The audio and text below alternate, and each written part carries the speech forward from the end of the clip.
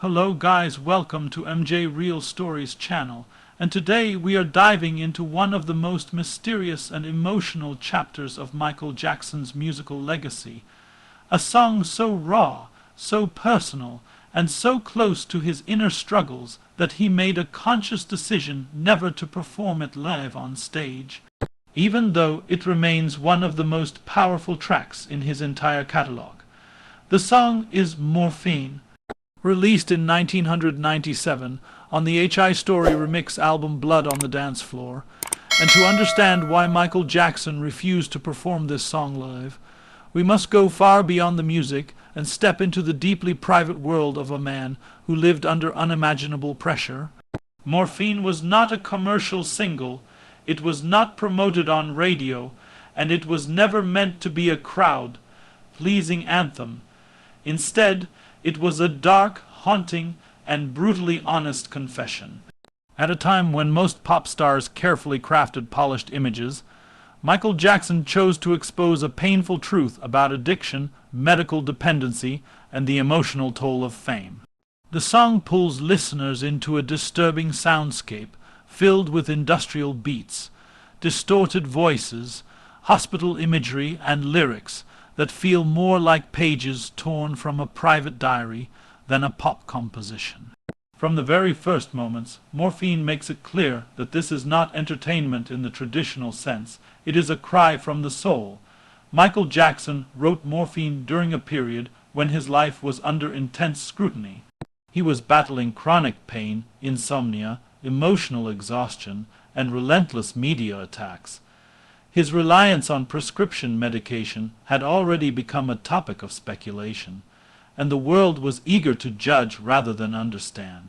Morphine directly references powerful drugs like Demerol and morphine, not in a glorified way, but as something sinister, something that offers temporary relief while slowly consuming the person using it.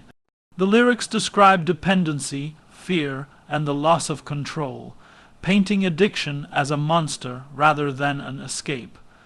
One of the main reasons Michael Jackson refused to perform Morphine live was because the song was simply too personal. Unlike his dance, heavy hits that allowed him to become the performer, the icon, and the entertainer, Morphine forced him to relive his darkest moments. Performing it live would not have been acting or storytelling. It would have been reopening wounds in front of thousands of people. Michael was known to be deeply sensitive, and although he was fearless on stage, there were boundaries he protected fiercely, especially when it came to his emotional pain. Another major reason lies in the physical and psychological impact of the song. Morphine is intense, aggressive, and emotionally draining. It lacks the uplifting release found in many of his other songs. There is no triumphant ending, no resolution, only a lingering sense of struggle. Performing such a song night after night on a world tour could have taken a severe toll on Michael's mental health. He was already under immense pressure during tours, maintaining perfection while dealing with exhaustion and pain. Adding morphine to a live setlist would have been emotionally dangerous. There is also the issue of public interpretation. Michael Jackson understood how easily his words could be twisted by the media. Performing Morphine live would have fueled sensational headlines and reinforced negative narratives about his health and personal life. Instead of sparking empathy, the performance might have been used against him, reduced to gossip and controversy. Michael had already experienced how the media could weaponize his vulnerability, and he was not willing to give them more ammunition. Musically, Morphine was never designed for the stage. Its layered production, dark ambience, and spoken word elements create an atmosphere more suited to headphones than stadiums. The song unfolds like a psychological journey, relying heavily on studio effects and subtle details that would be difficult to translate into a live performance without losing its impact. Michael was a perfectionist, and if he felt a song could not be delivered exactly as intended, he would rather not perform it at all. It is important to understand that Michael Jackson did perform emotionally heavy songs live, such as Earth Song and She's Out of My Life. But those songs carried messages of healing, love, or collective responsibility. Morphine offered no such comfort. It was raw pain without a filter. In Earth Song, Michael could channel emotion into activism and hope. In Morphine, there was only confrontation with a personal demon, and that made all the difference. Some close observers believe that Morphine was Michael's way of warning the world, and perhaps even himself. The song exposes how easily powerful medications can take control, especially when prescribed without addressing the root causes of pain. In hindsight, Morphine feels tragically prophetic. It reveals that Michael was aware of the danger long before it became a global conversation. Performing it live might have felt like admitting defeat rather than raising awareness, and Michael was a man who always fought to rise above his struggles. Another factor was Michael's relationship with his audience. He saw his fans as a source of love and escape, not witnesses to his suffering. On stage, he wanted to give them magic, unity, and joy, even when he himself was hurting. Morphine would have shifted that relationship, forcing fans to confront his vulnerability in a way he may not have been ready to share publicly.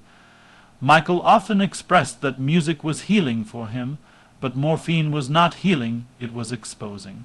There is also the possibility that Michael feared the song would be misunderstood. Without context, Morphine could be seen as controversial or disturbing, especially in a live setting where subtlety is often lost. Michael was deeply concerned about how children and families perceived his work, and a song dealing explicitly with drug dependency did not align with the image he wanted to present on stage, even if it was an honest reflection of his reality.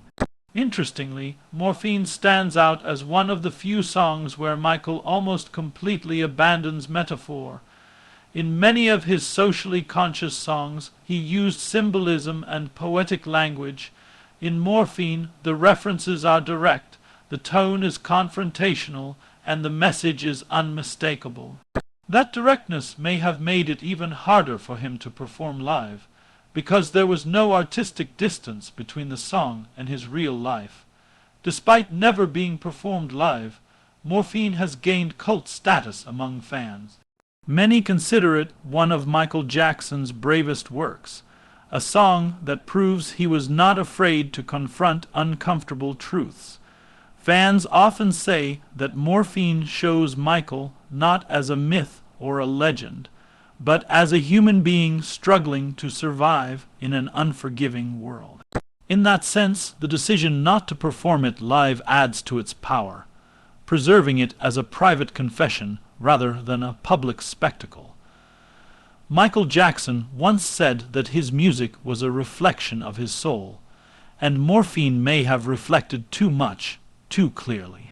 By keeping it off the stage, he maintained a boundary between his art and his pain, allowing listeners to discover the song in their own time, in private moments where its message could truly be felt. Sometimes the songs we never hear live are the ones that reveal the most. So the next time you listen to Morphine, remember that you are hearing something Michael Jackson chose to share only through the safety of a studio recording. It was a song born from fear, honesty, and self-awareness. And perhaps that is exactly why it was never meant for the spotlight. It remains a haunting reminder that behind the glitter, the moonwalk, and the screaming crowds, there was a man fighting battles most of the world never truly understood.